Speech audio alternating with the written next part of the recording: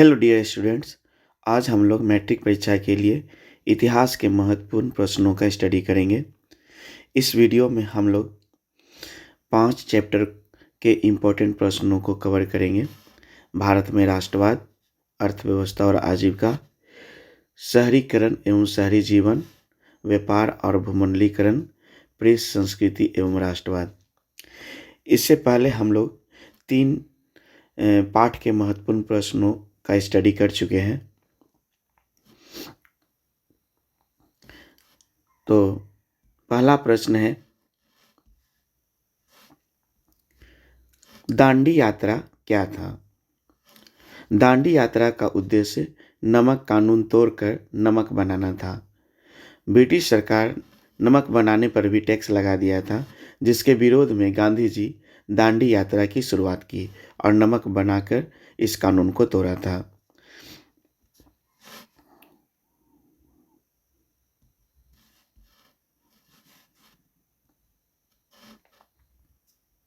Next प्रश्न है, खिलाफत आंदोलन क्या है? प्रथम विश्व युद्ध में तुर्की की हार के बाद इंग्लैंड ने तुर्की के खलीफा को उसके पद से हटा दिया था।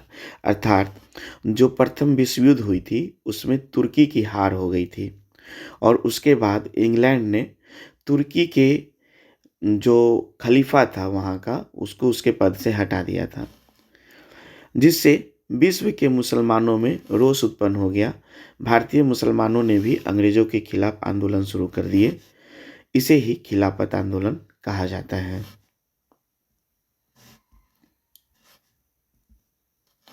नेक्स्ट प्रश्न है, असहयोग आंदोलन एक प्रथम जन आंदोलन था कैसे? गांधी जी के द्वारा चलाया जाने वाला यह प्रथम जन आंदोलन था। इस आंदोलन में असहयोग और बहिष्कार की नीति अपनाई गई।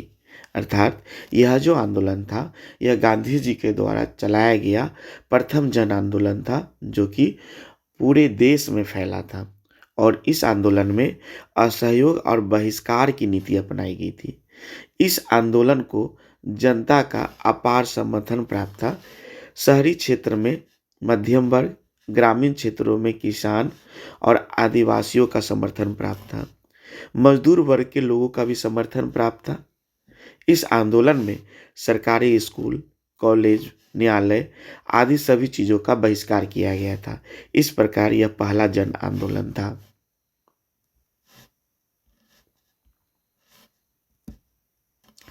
नेक्स्ट प्रश्न है, साइमन कमीशन का विरोध क्यों हुआ?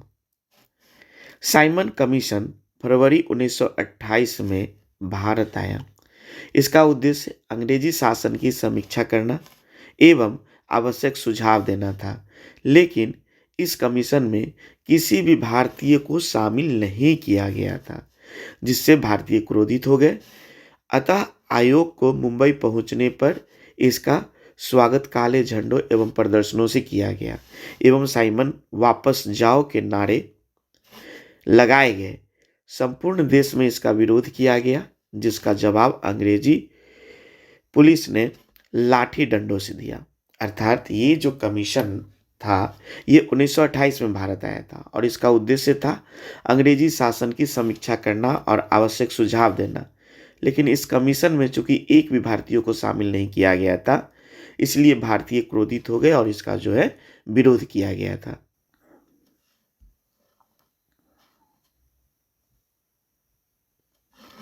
नेक्स्ट क्वेश्चन है, स्लम पद्धति की शुरुआत कैसे हुई? स्लम पद्धति की शुरुआत औद्योगिकीकरण के कारण हुई। औद्योगिकीकरण के कारण गांवों से मजदूर शहर पहुंचने लगे। अर्थात जब उद्योग ज़्यादा लगने लगे, बड़े पैमाने पर उद्योग जब स्थापित हुए, तो मजदूर गांवों से शहर की ओर जाने लगे रोजगार की तलाश में। वहाँ रहने की कोई व्यवस्था नहीं थी, इसलिए फैक्ट्री के मालिक मजदूरों के लिए कारखाने के नज़दीक ही छोटे छोटे मकान बनवाने लगे। अर्थात वहाँ के जो फैक्ट्री के जो मालिक थे, फैक्ट्री के आसपास ही छोटे छोटे घर बनाने लगे और मजदूरों को उसी में रहने के लिए दिया गया। उन मकानों के पास बिजली, पानी, साफ सफाई की व्यवस्था नहीं थी। अर्थात उस वो जो मकान थे काफ़ी छोटे-छोटे मकान होते थे और उनके पास बिजली की भी सुविधा, साफ-सफाई की सुविधा, पानी की सुविधा, ये सब जो है जो पर्याप्त मात्रा में वहाँ नहीं थी और इन्हीं बस्तियों को स्लम बस्ती या गंदी बस्ती कहा गया था।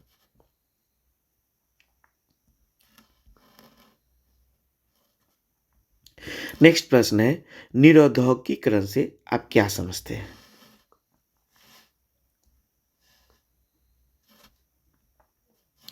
नए-नए मशीनों के आविष्कार ने उद्योग और उत्पादन को बढ़ावा दिया। कारखानों में बड़े पैमाने पर और सस्ते माल का उत्पादन होने लगा। इन बड़े कारखानों के आगे छोटे उद्योग टिक नहीं पाए और पतन के कगार पर पहुंच गए।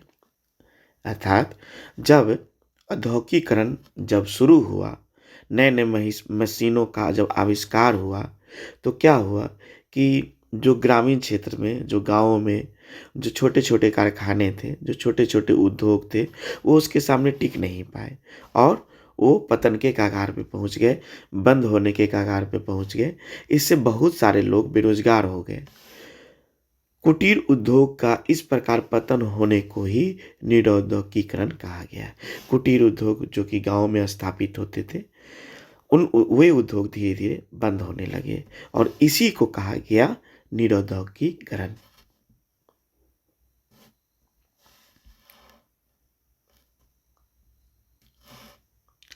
नेक्स्ट प्रश्न है, रेशम मार्ग क्या था? एशिया, अफ्रीका तथा यूरोप के जिस रास्ते से होकर व्यापार होता था, उस रास्ता को ही रेशम मार्ग कहा गया है। अर्थात इसी रास्ते से एशिया, अफ्रीका और यूरोप के देशों में व्यापार होता था और इसी को रेशम मार्ग कहा गया है।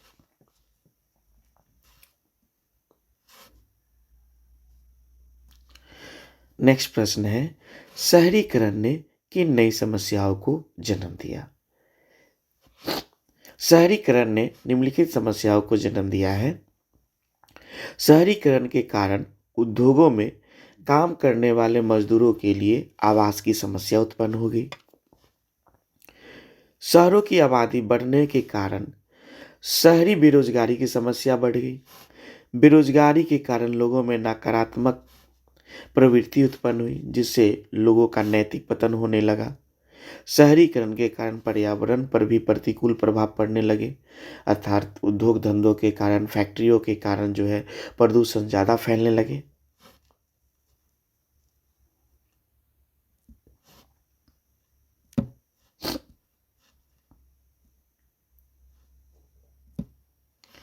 नेक्स्ट प्रश्न है, ग्रामीण तथा नगरीय जीवन के बीच दो अंतर बताएं। ग्रामीण जीवन कृषि पर निर्भर होता है, जबकि शहर में आजीविका का मुख्य स्रोत उद्योग और व्यवसाय होते हैं। अर्थात ग्रामीण क्षेत्रों में लोग कृषि पर निर्भर होते हैं, जबकि शहर में लोग जो है उद्योग और व्यवसाय पर निर्भर होते हैं।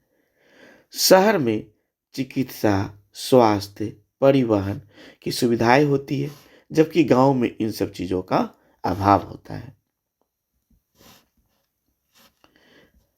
नेक्स्ट प्रश्न है, गिरमिटिया मजदूर क्या है? जिन मजदूरों को अनुबंध पर काम करने के लिए भारत से बाहर, जैसे जमैका, फिजी, त्रिनिदाद, मॉरिशस आदि देशों में ले जाया जाता था।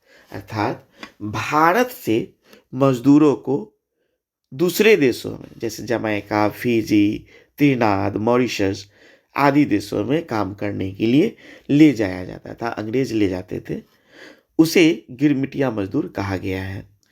अनुबंध के अनुसार ये 5 वर्ष के बाद ही अपने देश लौट सकते थे। अर्थात इन मजदूरों से पहले ही कॉन्ट्रैक्ट करा लिया जाता था कि ये 5 साल से पहले ये वापस घर नहीं आ सकते, 5 साल के बाद ही घर वापस आ सकते हैं ये। इस व्यवस्था ने एक नई दास प्रथा को जन्म दिया। इन्हें नकदी फसलों के उत्पादन में लगाया जाता था। ये जो मजदूर जो वहाँ जाते थे काम करने के लिए, इन्हें नकदी फसलों के उत्पादन में मजदूर के रूप में इनको जो है लगाया जाता था।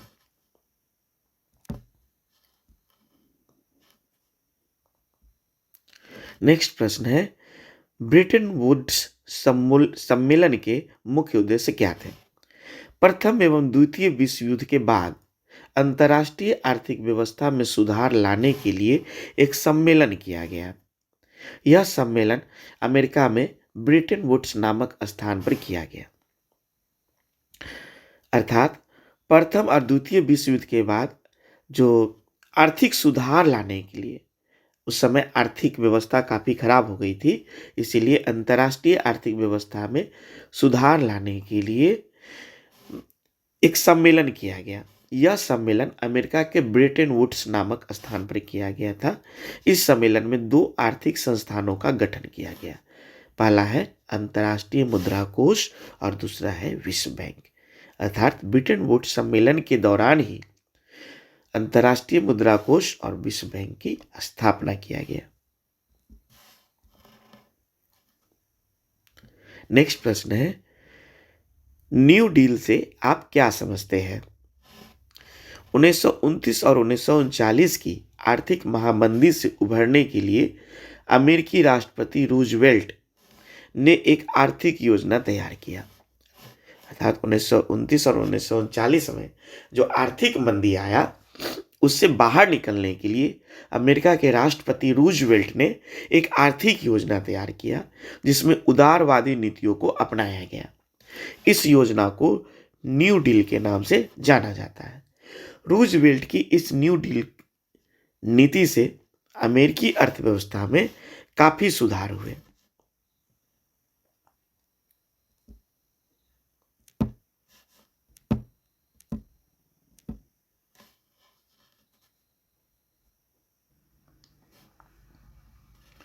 नेक्स्ट प्रश्न है, वर्नाक्यूलर प्रेस एक्ट क्या था? Vernacular press act Lord Lytton द्वारा शुरू किया गया था। इस एक्ट का उद्देश्य भारतीय प्रेस तथा समाचार पत्रों की भाषा पर नियंत्रण करना था। यह जो एक्ट है, एक्ट का मतलब होता है कानून।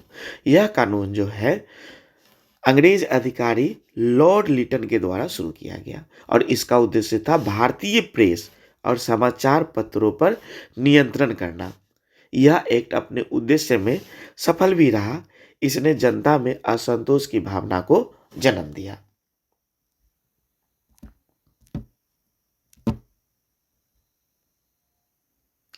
नेक्स्ट प्रश्न है, इनक्विजिशन से आप क्या समझते हैं?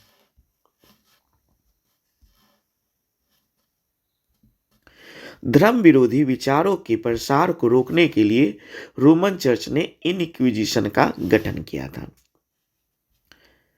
रोमन साम्राज्य ने क्या काम किया? धर्म विरोधी विचारों को रोकने के लिए इनक्विजिशन का गठन किया था। यह एक धार्मिक न्यायालय था। इसका कार्य धर्म विरोधी एवं नास्तिकों को पहचान कर उसे दंडित करना था। बाइबल की गलत व्याख्या करने के कारण कितने सारे लोगों को मृत्यु दंड दिया गया था।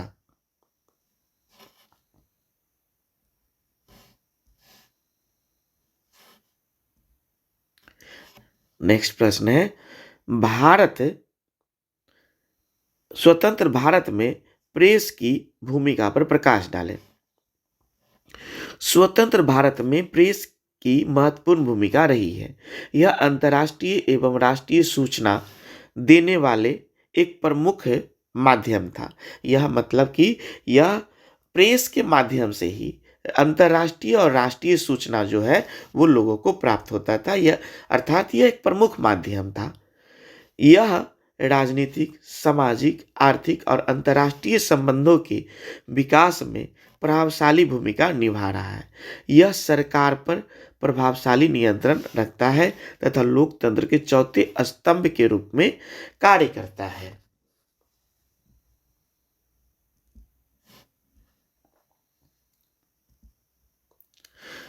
नेक्स्ट प्रश्न है, पांडुलिपि क्या है तथा इसकी क्या उपयोगिता है? हाथ से लिखी गई पुस्तक को पांडुलिपि कहते हैं। छापाखाना के आविष्कार के पहले ताम्रपत्र, पेड़ की पत्तों आदि पर लिखा जाता था।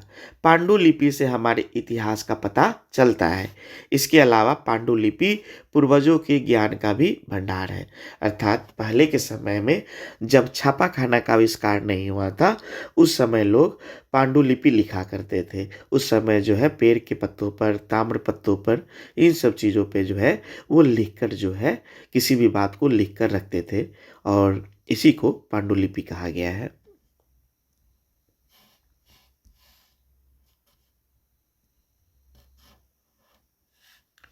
नेक्स्ट प्रश्न है,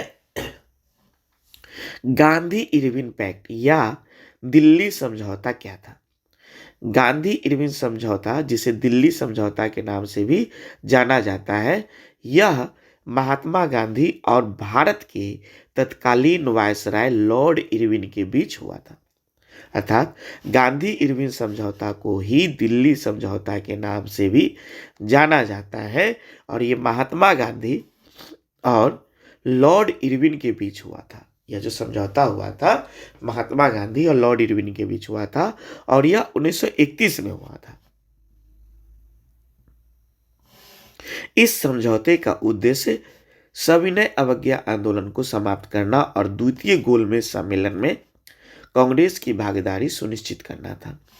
यह समझौता भारतीय राष्ट्रवादियों और ब्रिटिश सरकार के बीच एक समझौता था, जिसमें दोनों ही अपने अपने लक्ष्य को आगे बढ़ाने के साथ साथ तत्कालिक चिंताओं का समाधान करने की कोशिश कर रहे थे।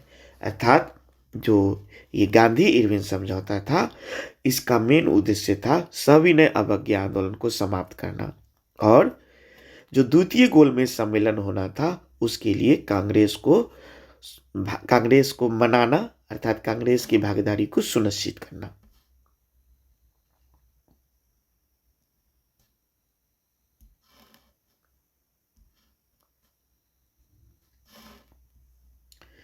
नेक्स्ट प्रश्न है, चंपारण सत्याग्रह के बारे में बताएं। महात्मा गांधी के नेतृत्व में बिहार में चंपारण जिला में सन 1917 को एक आंदोलन हुआ।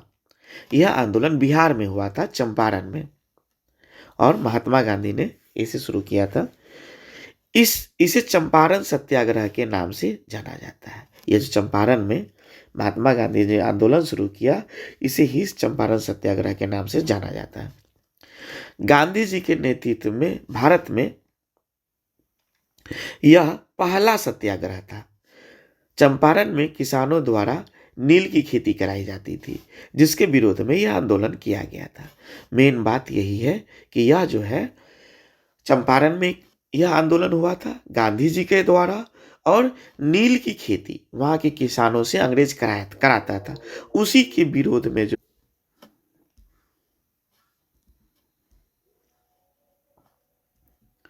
नेक्स्ट प्रश्न है, असहयोग आंदोलन के कारण और परिणाम का वर्णन करें।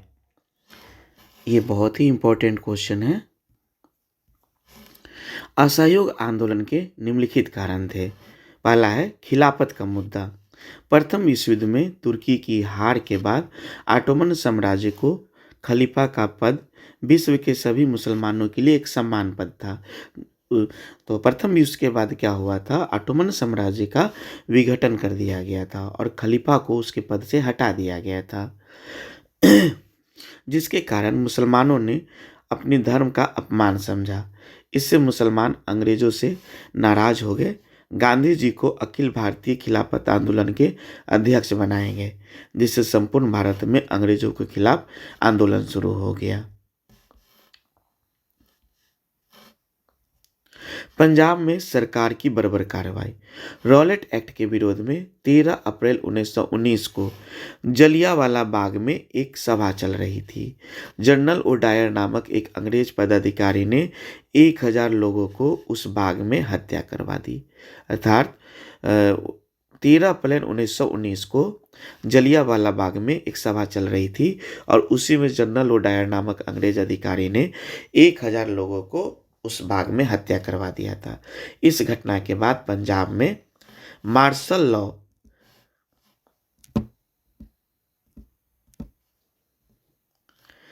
लगाकर आतंक फैला दिया। गांधी जी ने इन अंग्रेज पदाधिकारियों को सजा दिलाने की मांग करते हुए आंदोलन किया। तीसरा है स्वराज प्राप्त करना। प्रथम विश्व युद्ध के समय अंग्रेजों ने भारतीयों से वादा किया था कि युद्ध समाप्ति के बाद भारतीयों को स्वराज दे दी जाएगी। भारतीय इस लड़ाई में मेरी मदद करें। लेकिन लड़ाई के बाद अंग्रेजी सरकार की नीतियां और कठोर हो गई, जिस कारण लोग अंग्रेजों से नाराज हो गए और स्वराज प्राप्ति करने के लिए आंदोलन करने का निश्चय कर लिया।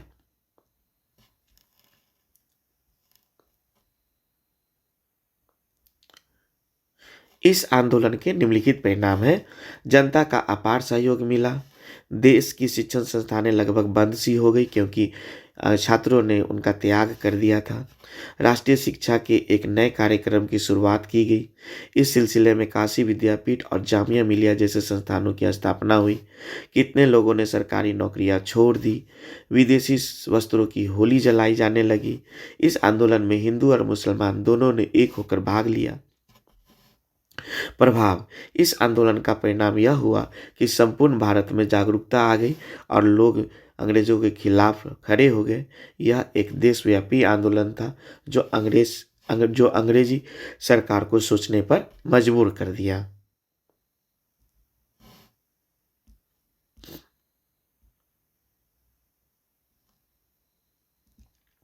नेक्स्ट प्रश्न है, राष्ट्रीय आंदोलन को भारतीय प्रेस ने कैसे प्रभावित किया? भारतीय प्रेस ने राष्ट्रीय आंदोलन के हर पक्ष, राजनीतिक, सामाजिक और आर्थिक, सांस्कृतिक सभी को प्रत्यक्ष रूप से प्रभावित किया। भारतीय प्रेस प्रायः राष्ट्रीय नेताओं और तथा समाज सुधारकों द्वारा संचालित हो रहे थे। अतः प्रेस के माध्यम से जन जागरण फैलाने का कार्य किया गया। प्रेस ने अंग्रेजी राज के शोषणकारी नीतियों का पर्दाफाश किया। अर्थात प्रेस के माध्यम से ही जो है लोगों में जागरूकता फैली और अंग्रेजों के शोषणकारी नीतियों का पर्दाफाश हुआ। प्रेस ने जनता को राजनीतिक शिक्षा प्रदान किया। इसने भारत में चलने वाले विभिन्न आंदोलन से जनता अवगत कराया गया। यानी भारत में जो भी आंदोलन चल रहे थे उसका प्रेस के माध्यम से लोगों को पता चला। प्रेस में प्रकाशित होने वाले लेखों, समाचार पत्रों से भारतीय औपनिवेशिक शासन के वास्तविक स्वरूप से परिचित हुए। समाचार पत्रों ने उपनिवेशवाद और साम्राज्यवाद का वास्तविक चरित्र उजागर कर इनके विरुद्ध लोकमत को संगठित किया। प्रेस ने सामाजिक सुधार को अपना समर्थन दिया। जाति प्रथा, छुआछूत, धार्मिक अंधविश्वास आदि को भी दूर करने में अपनी भूमिका निभाया।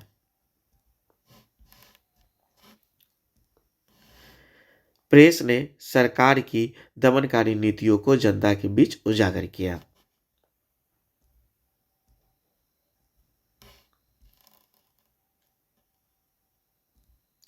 नेक्स्ट प्रश्न है,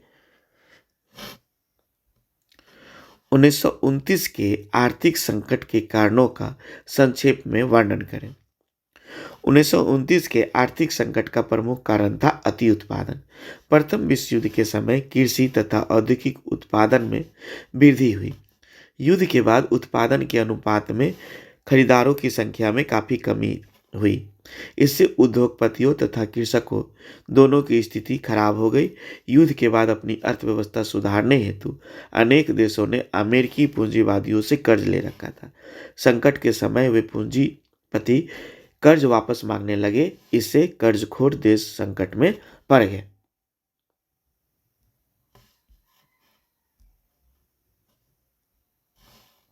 संकट के समय सभी देश संरचनात्मक उपाय कर अपनी आवश्यकता की वस्तु स्वयं बनाने का प्रयास करने लगे।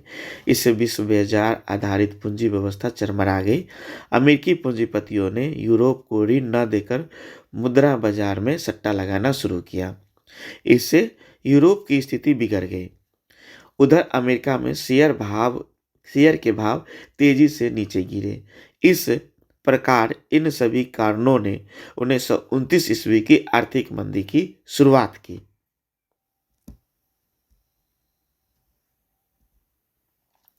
मुद्रण क्रांति ने आधुनिक विश्व को कैसे प्रभावित किया, वर्णन करें।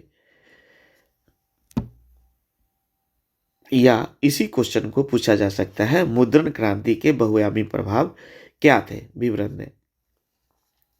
मुद्रण क्रांति ने आम लोगों के जीवन में व्यापक परिवर्तन ला दिया। मुद्रण क्रांति के फलस्वरूप पुस्तकें समाज के सभी वर्गों तक पहुंच गई, पढ़ने की नई संस्कृति विकसित हुई, नया पाठक वर्ग पैदा हुआ, साक्षरता के लिए प्रयास होने लगे। इसके लिए पुस्तकों को रोचक चित्रों, लोकगीतों तथा लोक कथाओं से सजाया जाने लगा। साक्षरता का प्रसार चर्चों द्वारा गांव-गांव तक किया जाने लगा। अब गांव के गरीब भी सस्ती किताबें, चैप बुक्स, पंचांग एवं इतिहास आदि की पुस्तकें पढ़ने लगी। 18वीं सदी के आरंभ में पत्र पत्रिकाओं के माध्यम से मनोरंजन की खबरें परोसी जाने लगी। वैज्ञानिकों तथा दार्शनिकों के विचारों भी आम लोगों के लिए सुलभ हो गए। 18वीं सदी के मध्य तक मुद्रण क्रांति के फलस्वरूप प्रगति और ज्ञानोदय का प्रकाश यूरोप में फैल गया। लोगों में निरंकुश सत्ता से लड़ने हेतु साहस का संचार होने लगा था। इस प्रकार मुद्रण क्रांति ने फ्रांसीसी क्रांति के लिए भी अनुकूल परिस्थितियों का निर्माण किया। मुद्रण क्रांति के फलस्वरूप लोगों में आलोचनात्मक, सवालिया और तार्किक दृष्टिकोण विस्तृत होने लगे, जिन्होंने अंततः मानवतावादी दृष्टिकोण को जन्म दिया।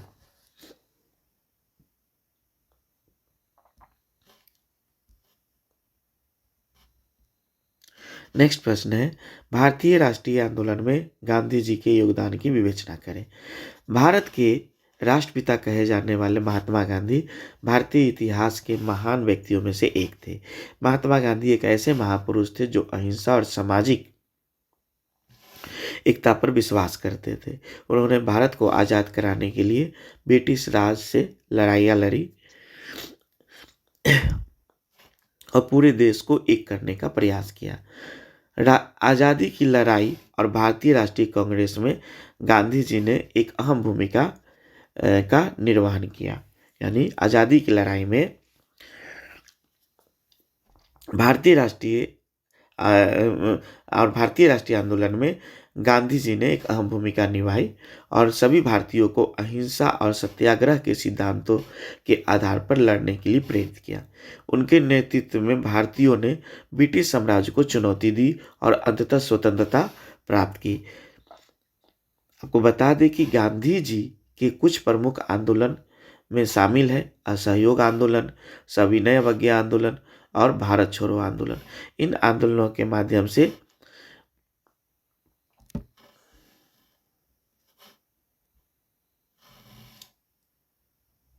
भारतीयों ने ब्रिटिश सरकार के खिलाफ खुला विद्रोह किया और अंततः ब्रिटिश सरकार को भारत को स्वतंत्रता देने के लिए मजबूर होना पड़ा। 15 अगस्त 1947 भारत के इतिहास में एक महत्वपूर्ण दिन था। इसी दिन भारत को ब्रिटिश शासन से आज़ादी मिली थी। महात्मा गांधी द्वारा लगाए गए प्रमुख आंदोलन निम्नलिखित हैं।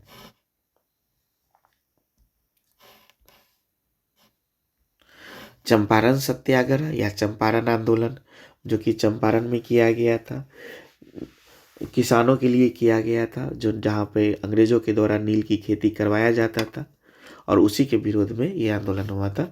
इसको हम लोग पहले पढ़ चुके हैं। उसके बाद है असहयोग आंदोलन, गांधी जी के द्वारा चलाया गया। ये एक महत्वपूर्ण आंदोलन था। इसके बारे में भी हम पहले विस्तार से पढ़ चुके हैं। उसके बाद है नमक आंदोलन, दांडी यात्रा के रूप में हम इसको पढ़ चुके हैं।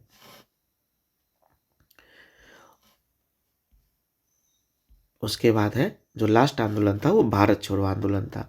ये महात्मा गांधी के द्वारा जो चलाया गया आंदोलन जो थे उसमें ये सबसे लास्ट आंदोलन था और इसी के बाद जो है अंग्रेज भारत छोड़कर चले गए और हमारा देश आज़ाद हो गया। भारत छोड़ो आंदोलन 8 अगस्त 1942 को आरंभ किया गया था। इस आंदोलन का उद्देश्य भारत से ब्रिटिश साम्राज्य को तुरंत समाप्त करना था। इस आंदोलन के शुरू होते ही भारत भर में कई हड़तालें और प्रदर्शन शुरू हो गए। इस आंदोलन के दौरान महात्मा गांधी को गिरफ्तार कर लिया गया था और अंत में भारत की जीत हुई और इसके परिणाम स्वरूप भारत को ब्रिटिश शासन से स्वतंत्रता मिली।